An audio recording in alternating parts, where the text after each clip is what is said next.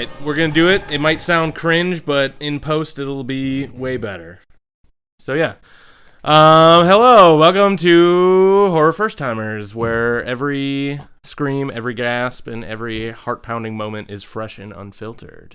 Hi, my name is Nate, Nate Martin, also known as Tugboat. I am your host. Here today, I am joined with one of my friends I used to work with, Eli Canfield. Say hello, Hey, Eli. I'm Eli Canfield, an ex-coworker.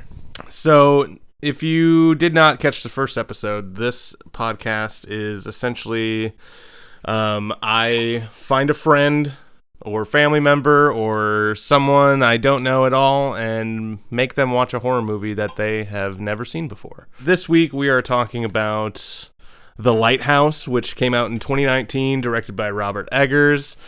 Pretty fun movie. This guy has never seen it. Me and him have talked about horror movies a lot, so I was pretty surprised that he has not seen this. So we're just going to jump right into it. First question. What were your expectations going into this movie, and how does it compare to what you anticipated? I've heard a lot of good things about this movie in general from friends whose opinions I value. Yeah. And who I agree with generally with movie taste stuff. But one of my favorite things when going into a movie, especially one that I've heard I need to watch, is to not know anything about it at all. Mm-hmm. So the only thing I knew about this movie going in is that it's black and white, and the director, which actually was wrong. I didn't know the director. So it's black and white is pretty much it. But it was a really interesting, captivating watch. So it lived up to the expectations that others told me I should have. Did you try to see it in theaters when it came out? No, I didn't hear about it until it was streamable, and I lived in a house with the people I was just referencing, who are both movie buffs. Shout out Pavo and Cormac. Hey, shout out to those guys. Cormac. And they watched it without me. So I never, sons of bitches, dude. I know. It was rough. See, we tried to see it in theaters when it came out, and being in the Twin Cities, for some reason, it was like a limited release. So the nearest place showing it was not anywhere close to us. It wasn't showing at the AMC down the road for some reason. Because it's an A24 film, and this was still before 2020, so A24 wasn't the biggest company yet, you know? What did they have out by then that was huge? I mean, the year before was Hereditary, and I think the same year as this was Midsommar. So for horror, they've had a few, but not all of their heavy hitters out yet. Obviously The Witch, since that was Robert Eggers' first movie, but I feel like at that point in 2019 it was still the weird artsy filmmaker label that didn't get huge releases, you know? Yeah. Nowadays you'll see that Civil War movie, that's A24, that's playing in IMAX, which is crazy. I'm not excited for that movie. I thought it was amazing. Really? Oh, you already it's out? Yeah. Wow. It's out. I actually saw it in an early screening, which I don't know if I was supposed to be going to, because it seemed like there's a lot of movie critics and influencers there, and I just bought my ticket nonchalantly. But I saw it in IMAX. I thought it was great. I'm sure it's good. It's a little haunting. I think it's good. Percentage closer to wanting to watch it in the near future. See it on a big screen. I don't think would. I don't think it would hit as hard if I watched it for the first time at home. Yeah. I don't know. Also, back to The Lighthouse, because this is what the podcast is about. Right. I think seeing this in a theater would be so sick. Especially if it was an old-time theater with the old aspect ratio, filming on 35 millimeter, black and white. Seeing it in my home for the first time, because I didn't see it in theaters. I don't know. I loved it, but it might have hit harder if it was on a big screen, because it's just a very beautiful film. It's a super beautiful film. I feel like it reminded me of a movie that we watched together, Ennis Men, a little bit. Yes. Yeah. Yes. In terms of just how incredibly striking some of those shots are. Mm-hmm. And you have a large television, my friend. It's a nice viewing experience, but even still, I was like, damn. Hi, buddy. I would love to be surrounded in this moment. Mm-hmm. And the soundtrack was also intense. Yeah, the guy who made the music, his name's Mark Corvin. He did the music for that new Omen movie. I haven't even heard of it. The first Omen. It's out right now. It's pretty good. I don't know. Have you heard of the Omen movies? No. It's about the Antichrist, Damien. I don't know. It's an old. Sounds exciting. It's an old franchise. They made a new movie. He did the music for it. He's really good at making music. He also did The Witch, which has really good music too. Back to your expectations and back to what we were talking about.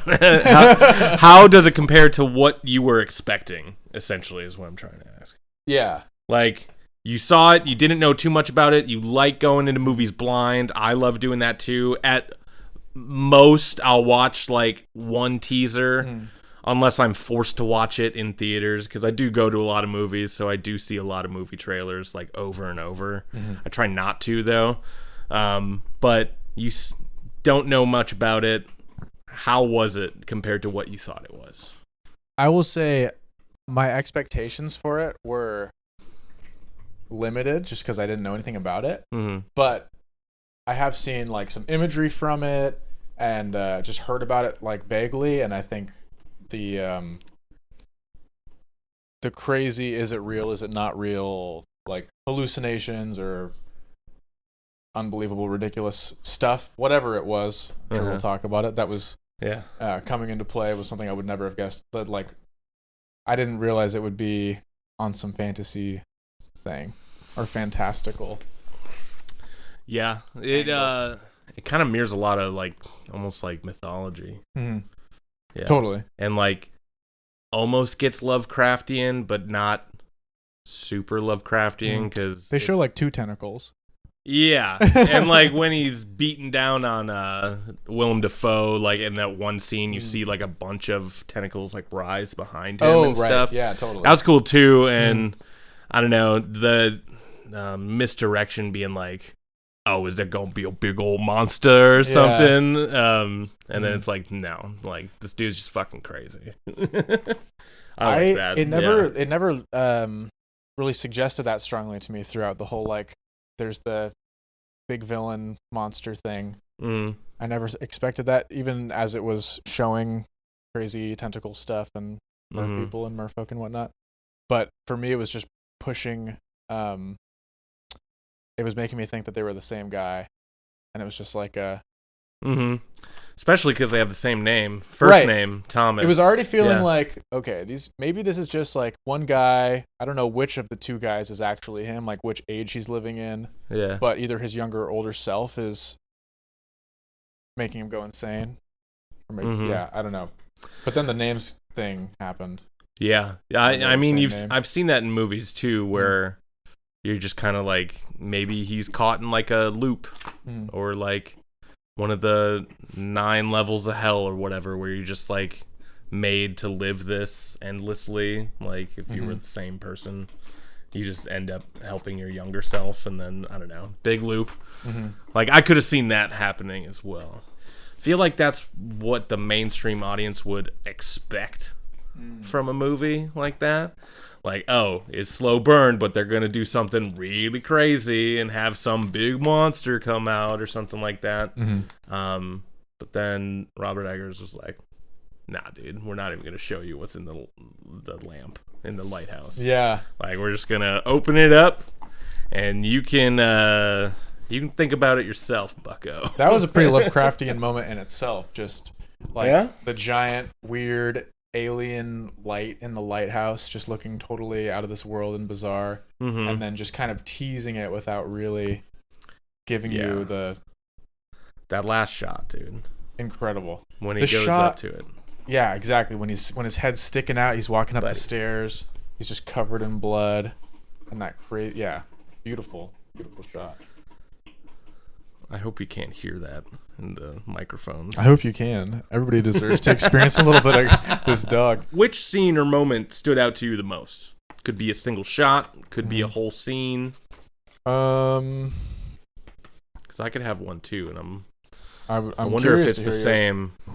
The things that are coming to mind most are like shots. Yeah. Rather than scenes. There were a lot of good scenes, but it's taking a little more brain racking to recall which one is my favorite. The shots, there were some that were just so stunning you couldn't forget them. Like that one where I think he's running up the stairs of the lighthouse and he falls over, and then Willem Dafoe's on top of him with like the light tower light shooting out of his eyes at him. Yep. He's standing there naked, and he got that weird pose and just like beam of light coming out of his head. Yeah. I'm forgetting the name of the painting, but that's like a just straight up like tribute to this painting that looks almost exactly like that. Forgetting the name, I'll find it and put it up on the video or whatever. I'll show it to you. Yeah, I want to see that. But it like put them side by side, and you're like, oh yeah, that's what it is. But that's one of my favorite shots too. That's like a background. Dude, that's what I was gonna say. It deserves to be like printed on a wall-sized print and put in a museum or something. It's so good. It's so good.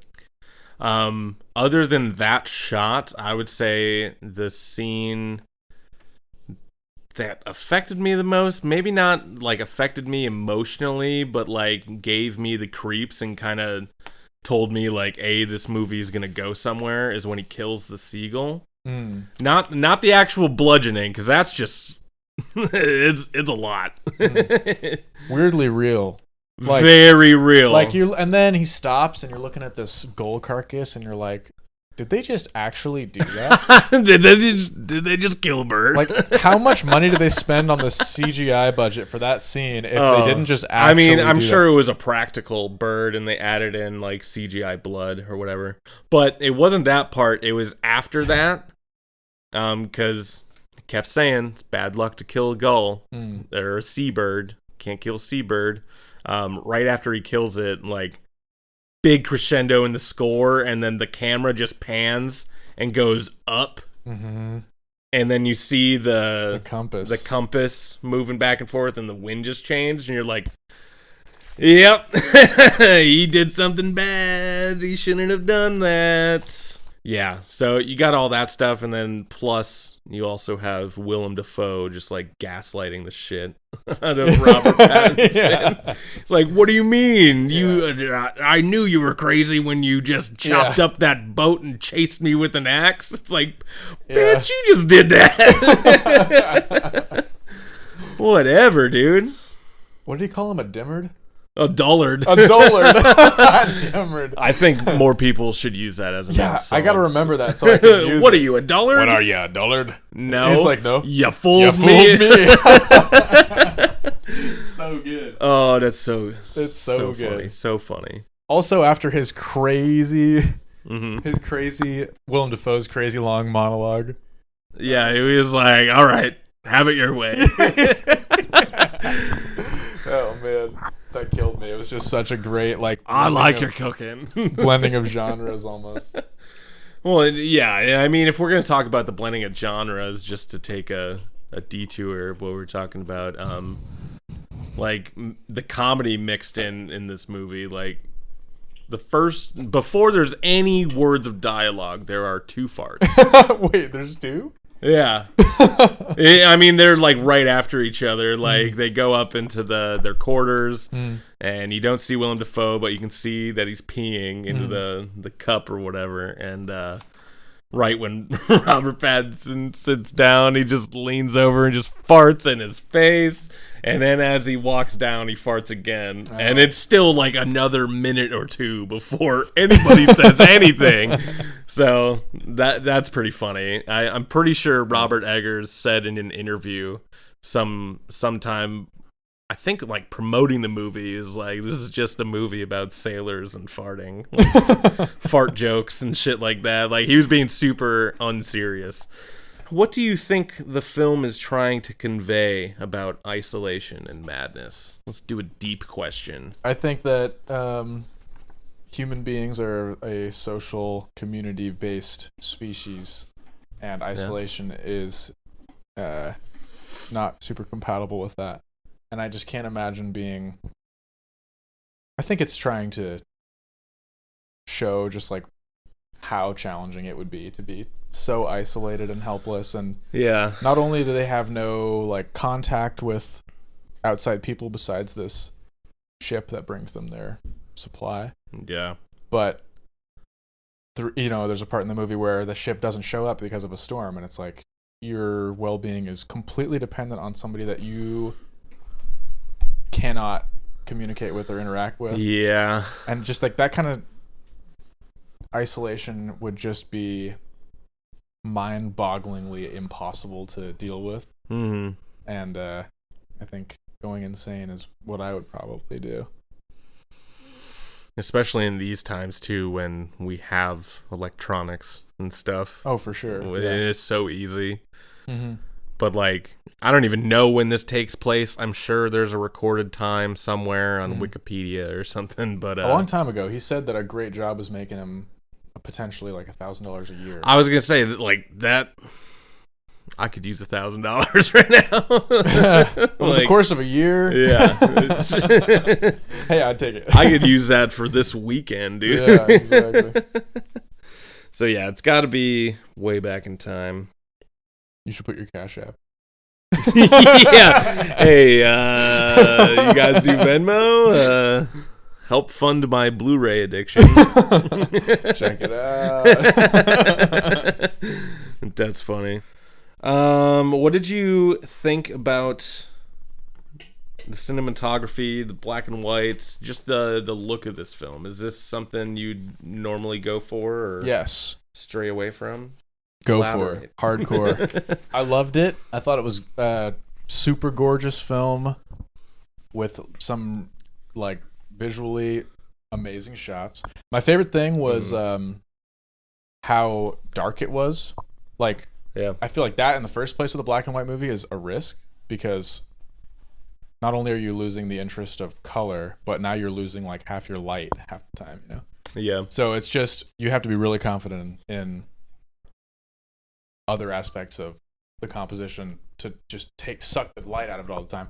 But it was also super effective because then they just have these shots throughout where the light got super intense, like usually from the light in the lighthouse itself, but like they'd walk up the stairs and suddenly it's just Willem Dafoe's head, and then everything else is just this overwhelming glowing white light. Which is just like if you've been looking at 20 minutes of a dark screen and then that comes up, it's like, oh yeah, it's pretty cool. Yeah, I read that while filming, the type of jeez, I read that while filming, the type of film they used while filming the movie was some sort of like high resolution that needed a lot of light to actually like I don't know how to speak photographer, to actually like get the image to come through, if you know what I mean. Like, it needs a lot of light. So apparently, like, even in those darker scenes where they just have a lantern on the table, apparently it's like so bright on set that they could barely even see each other in some scenes, apparently. Holy shit. Yeah. Just to get that like nice contrast of the black and white on that film. So for those stark white scenes, did they film them on the sun? I don't know. I mean, shit. I feel like those, especially outside, I bet.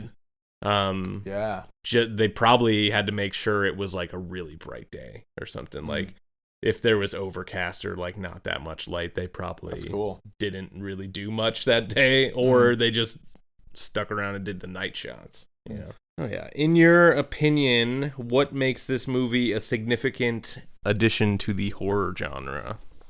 Well, actually, let me first ask you, what type of horror movies do you like? I really like psychological thriller style horror. So this kind of kind of it's fits up my up alley. there. Yeah. Yeah. I would say I don't love jump scares a lot, just because I think they're not particularly interesting. Like, they're fine, but movies that rely on them too heavily, I usually don't enjoy. Yeah. I don't like slashers very much. So mostly it's just like psychological movies or just weird, creepy, unsettling stuff. I don't necessarily watch a movie in hopes for like the big, super climactic, scary moments or anything, but more like the long, slow burn. Gotcha. Creepy stuff. Are you into more movies that are kind of like this, where there's a lot left to interpret, or like think of in your own way? You know. Mm-hmm. Yeah, I mentioned Ennismen earlier. I think that's a great example of just like really open-ended, artistically shot and conceptualized. You know. Yeah, I'd love to watch that movie again. Yeah, same. I have so many. Like, I liked that movie because it has so many like interpretations for different little details, and for the next couple days, like I just watched Lighthouse an hour ago, so I'm sure for the next 48 hours I'll have these little moments where I'm like, oh wait, I wonder if that was this. Yeah. So I like when movies do that.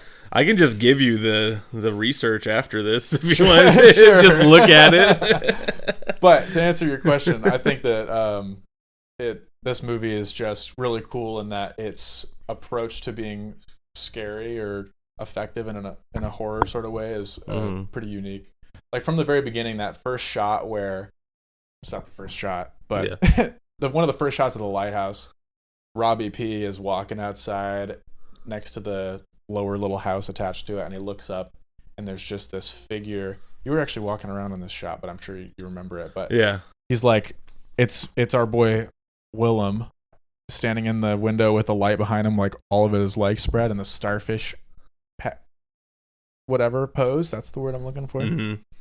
And it's just creepy as hell. It's just super creepy. He's just, you know, why are you doing that? And in retrospect, maybe there was a tentacle involved. It's hard to say. Yeah.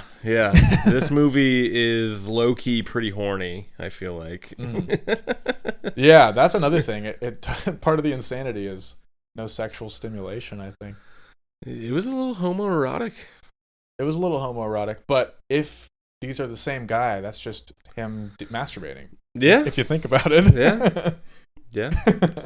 But yes. Yeah, no, there's I couldn't get into that topic so much myself because I haven't read into him a lot, but there is like a whole analysis on the movie about homoeroticism and just like the sexual tension between them. Cause, at first, like, it's just boss and worker, and then after Robbie P starts drinking, then they're fighting, they're dancing, they're slow dancing, and then Willem Dafoe almost comes in for a kiss and gets fucking. Then they start fighting each other. Exactly.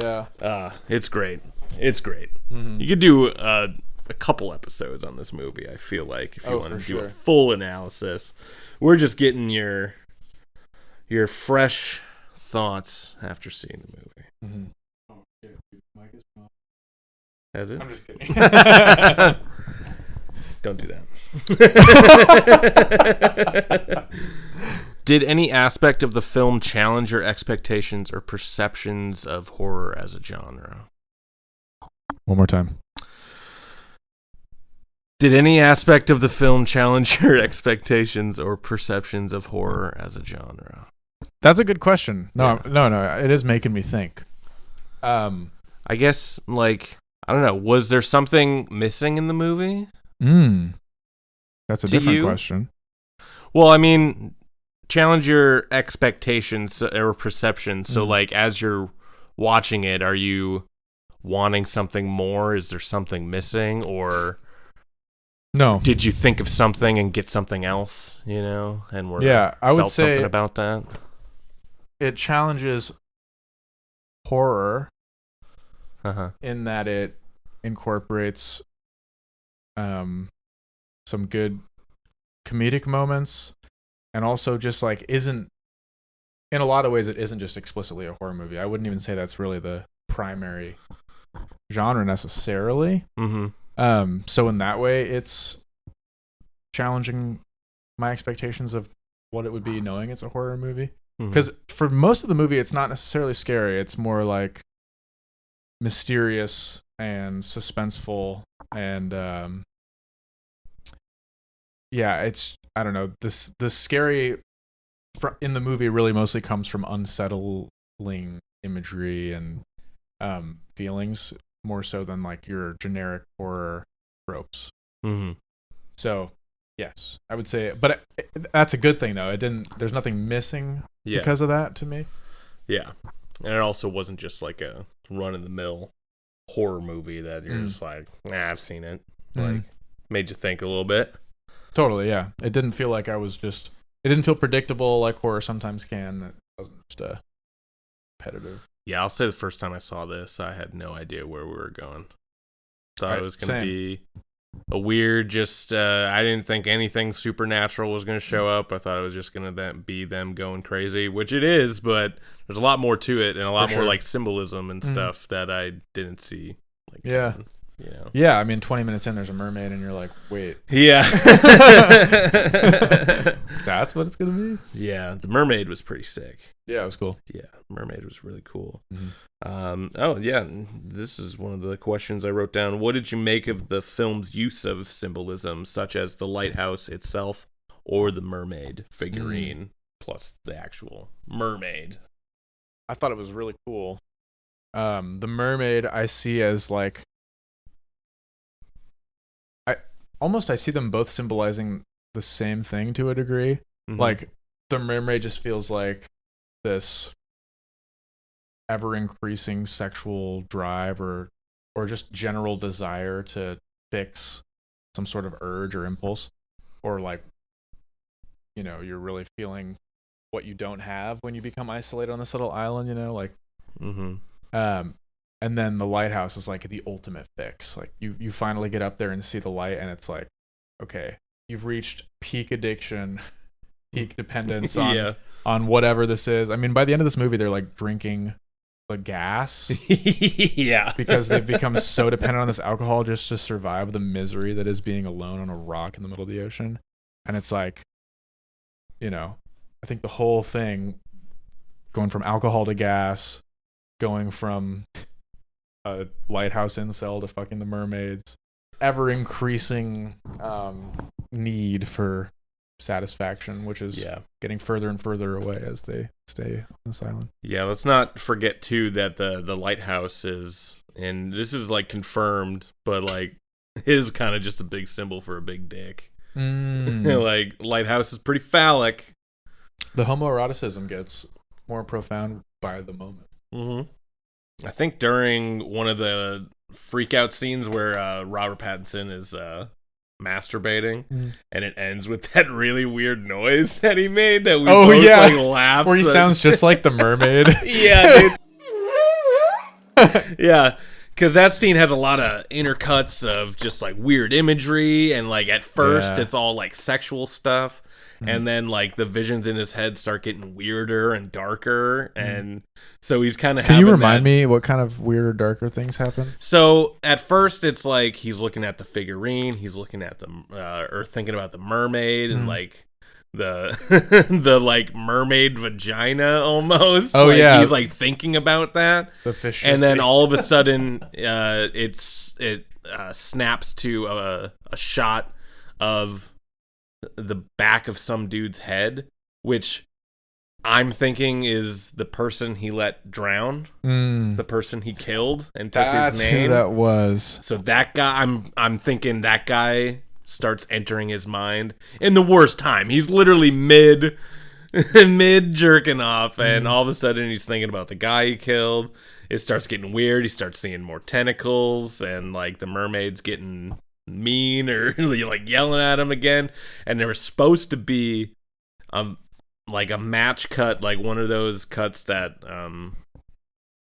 I don't know if people know what a match cut is, but it would be like if you took a picture of this microphone and then took like a similar picture of this and kind of just like cut them together so like they have the same outline but they're two different things. They were going to do that thing with the lighthouse and then an erect penis. They were gonna That do was like in an the inner plans? cut. Yeah. Wow. And apparently So this isn't even theorycraft. the people that financed the movie said no. I see. It is pretty funny. I was watching a Dead Meat video, and they were like, "We'll make your movie black and white, but we won't make it NC-17." Like, no hanging dong. Sorry, but hilarious. it was like the homoeroticism was supposed to be even more than it was. Wow. So it is literally just getting more prominent within the moment. Absolutely. Yeah. Every time you look into it further, It just keeps getting bigger and bigger and bigger. Would you recommend this movie to someone else interested in horror? Why or why not? Or what would you say? I don't know. Yeah. Yeah. Maybe not everybody. It's definitely like not the typical horror thing where you're getting the adrenaline rushes and the spooks and stuff. So if that's what people are looking for, I probably wouldn't recommend it, but I would recommend it in general, I guess, just because I keep burping. Yeah, if someone wants like a scary movie, I would recommend The Witch before they see this. Yeah. And then if I know they watched it, or if I know they have seen The Witched, if they've seen The Witch but not this, I would say, okay, if you like this, if you like The Witch, then go watch this one. I don't know, because I would say watch this before The Witch. you think so? Yeah. Why is that? I think The Witch feels slower. And I think The Witch is not as widely entertaining for your average person. Yeah, no, it's definitely Your average person's tastes. Because I think especially just the way it starts, it's so silent and slow. slow burn. Mm. A little dreadful because like that movie starts out with the family getting like banished from their village. Yeah, it's just like, ooh, this is gloomy. So I could see see this being a good introduction to that, just because it does bite you pretty quick with farts. Yeah. Yeah. Yep. I would say I think The Witch is scarier though. Oh, for sure. Yeah. That's a good point. Maybe put a poll see in the the Lighthouse first. Yeah, do poll. I don't know. Tell me which one's scarier. The Witch or the Lighthouse. We all know the Northman is not that scary. That's like a revenge movie. I've not watched it. It's good. That's his third movie. He's making Nosferatu this year, so that'll be cool.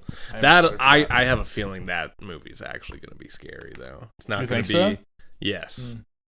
I don't know. Have you seen OG Nosferatu, like the 20s version? My only exposure to Nosferatu is that one SpongeBob episode with the hash slinging slasher. And it's like they finally get turning to on the lights. Exactly. Nosferatu. And it's just like and I was like, oh, freaky. The hash slinging. The bash bringing. The smash singing. How do you think this film stands out or compares to other movies you've already seen? Specifically, ones like this. Not just any movie. Mm-hmm. I would say it's in its own little zone. There's this little zone over there, and it's in there, and it's lonely. There's only a couple things in that little zone with it. Yeah. One of which was Ennis Men, just in that. I'll stop talking about that movie, but it's just similar in its really beautiful, intentional cinematography and color grading, or whatever the hell the terminology is. It's being shot on film too really helps with it too. For sure. And just super stylized stuff. But other than that, there's not a ton that I can really compare it to from what I've watched. So I'm actually trying to think. Yeah, like it's like if you wanted to like loop it into other movies that kind of have similar themes, I feel like you stray too far into like H.P. Lovecraft stuff where there's actually like sea creatures and cults and stuff. Like this is all like, did any of this really happen or not? Mm-hmm. It is odd. I can't really think of anything that compares to it. Yeah. It is kind of its own little thing.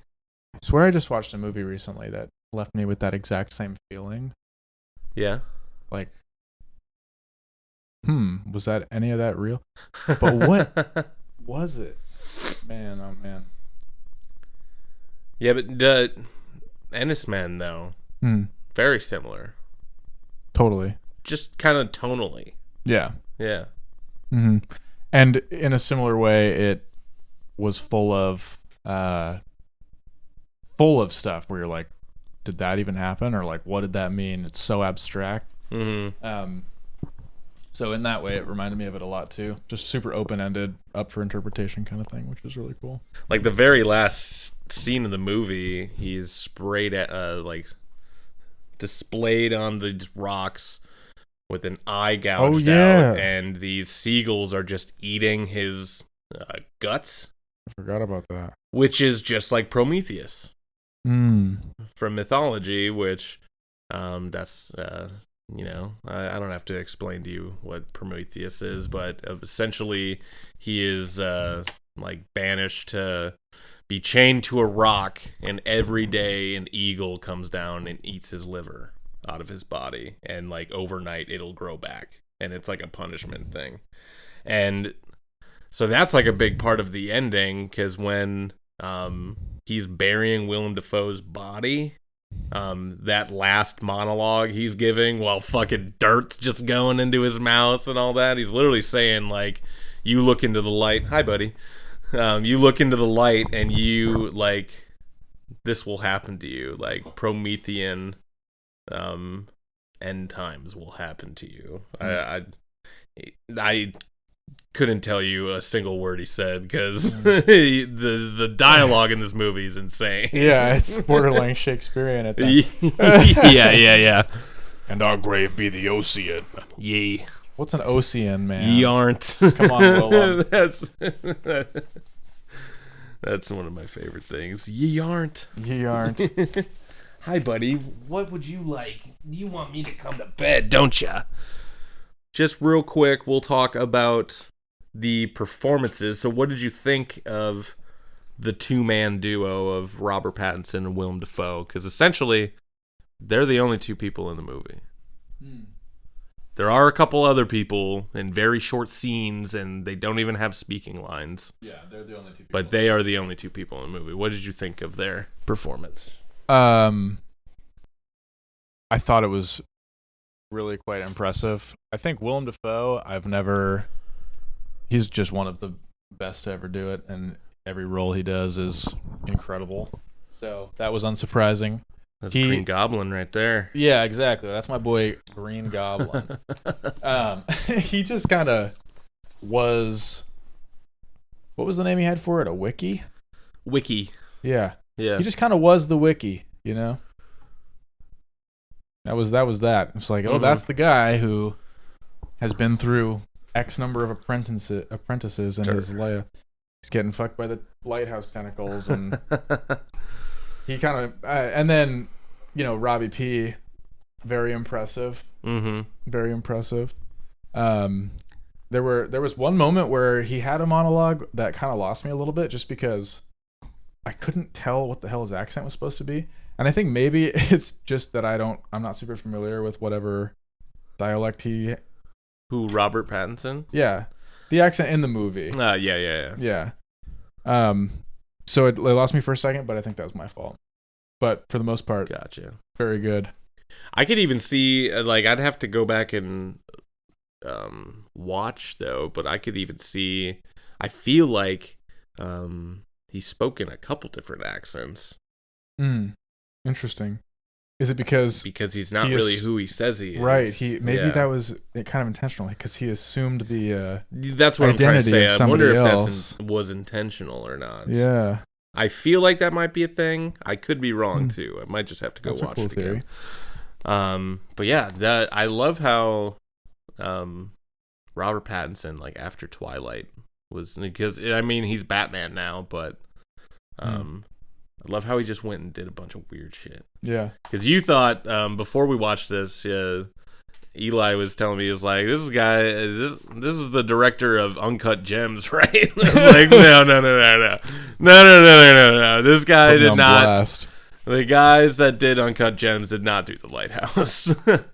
They're just they versatile. did Good Time that has Robert Pattinson in it, and that is also just another like crazy indie movie. So I feel like him doing all those weird movies really helped him become a good indie actor, and like he did this movie and fucking killed it, and now he's Batman. I think indie movies are just kind of his bag. Yeah, I think that might be what he's got to do. Yeah, and I haven't seen him as Batman, so I don't know. It's great. It's too long, but it's great. And Willem Dafoe, there was a lot of people that were mad that he did not get a nomination at the Oscars for this movie, for like best supporting actor and everything, which but they're never going to nominate horror movies at the Oscars. It just does not happen. And it's the Oscars. Like, yeah, who cares? Exactly. If the movie's good, the movie is good. This was a good movie. Before I get to my last question, I kind of want to just like throw up some suggestions and stuff. Like, what horror movies are your favorites? Because like I want to sometime integrate my love of just collecting movies. Won't have to do it right away, but like I just want to know what people's favorite movies are. So I'm going to ask you first. What are your favorite horror movies? I think my general favorites might be relatively generic. I really like A24 stuff. Yep. The only horror tangential movie of theirs that I wasn't a fan of was The Lamb. Haven't seen it yet. Heard it was really weird. It was okay. The trailer made me think like it was going to be like, oh, maybe the mom's baby dies and then she loses her mind and starts adopting the lamb as her baby or something. And that I think just would have been so much more interesting than what it actually was. Bold of me to say, but yeah, just that. But besides the point, I love the A24 stuff. I really like The Exorcist, The Shining. And then I really like foreign horror films, a lot of which I don't remember the names of, but the platform is really good. I just watched this one recently that was Argentinian, I think. It was Argentinian. And it was about this like crazy demonic disease that would infect one person in a town, and then When Evil Lurks? When Evil Lurks. I fucking love that movie, dude. Incredible movie. I would love to talk about that movie on this podcast at some point. Even though I've already seen it, have me back for that one. I would love that. Dude. That's such a great movie. You watched it without knowing anything? Me too. Yeah. And I was like, my jaw was on the floor. Dude. On a couple of those scenes. You know exactly what I'm talking about. Yeah, for sure. Holy shit. Super good. We both recommend When Evil Lurks. Yeah, strongly. That movie kicks ass. What was the first movie or first horror movie you remember seeing? I don't necessarily remember. I think maybe it was Evil Dead or something. Nice. But one of the first super impactful horror experience I had was my granddad was just, his whole goal was to scare the shit out of his grandkids. And we watched Pet Cemetery. Nice. Yeah, and I watched that when I was too young. Yeah, that's exactly what we did. And I remember, dude, Zelda, the older sister. Ooh, yeah. Yeah, She's I remember. Creepy, dude. The whole thing was just so sad and disturbing, and I just was like, oh. And yeah, that really got me good. That was flashing through my mind for a few years. Based on your experience watching this film, what kind of horror movie do you think you'll explore next? What do you want? What do you want to watch now that you just saw this? I think one of the most entertaining things in horror is not necessarily movies, but just videos that are freaky and like you're pretty sure they're like not real, but you don't really know. And oh yeah, there were some of those I found on the internet as a kid. Nothing like gruesome or anything, but just really freaky and unsettling. Mm-hmm. That were like, I don't know what this website is. I don't know if this is real. Mm-hmm. And that kind of feeling is something that I desire. Do you like the back rooms, like that type of thing? I like the backrooms type of thing, yeah. So I feel like what you're describing, that feeling, is what I get when I watch those types of videos, where like it's not real, but you're like, this looks really real, dude. Yeah, exactly. And I hate this feeling I have in my chest right now because I don't want this to happen to me. I know it will never happen to me, but please don't happen to me. Exactly. And that's one kind of, I think that horror can be extremely effective when also extremely simple. Like you don't have to do anything that's not plausible. You don't have to have more than one camera, It can just be like a really effective scary video because it's something that's plausible. Well, hell yeah. Cool. Dude. Cool. Thank you for having me on this podcast. Yeah, that was another episode of this new podcast I'm doing called Horror First Timers. It was my first time watching this horror movie. Yeah, Eli Canfield, my guest. Thank you for coming on. Thank you for having me. This man does music. He's very talented. Aww. Do you want to plug music? And sure. I'll put up all the links. I'll put up all the signs. Thanks, bro. Or whatever you want. I just put out an album. I go by Toller. It's my middle name. And the album is called New Red Paint. And it's got music throughout. from top to bottom. So if you're a fan of that kind of thing, you're not going to find a song that isn't music. No interludes, I guess, is what I'm saying. That's hilarious, dude. That's so funny. There's music on there. Yeah, for sure. Yeah. Yeah. I like it. I've heard some good feedback. Maybe you would care to let me know whether you dislike I think it's it or dope. not. I listened to it when it came out. It's on my phone. It's on his phone. It's great. One day Shuffle's gonna put me right up in line. Yeah. So yeah, cool. Follow this guy. He does good music. Follow his music. Want. If you want to follow the podcast, my Instagram is do that at Toller @TOLER_music. And that's the end of the plug. Thanks. And plug.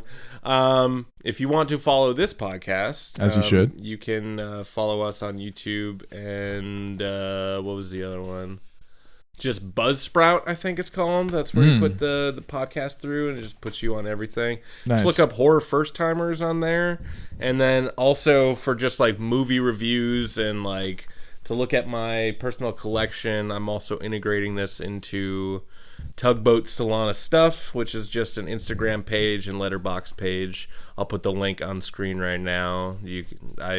Any movie I see for the last couple of months, I've just been writing little reviews. So if you want to see what I think about some movies, even non-horror movies, go look me up on there. So cool. Thank you for coming. Love you. Bye. Love you. Bye.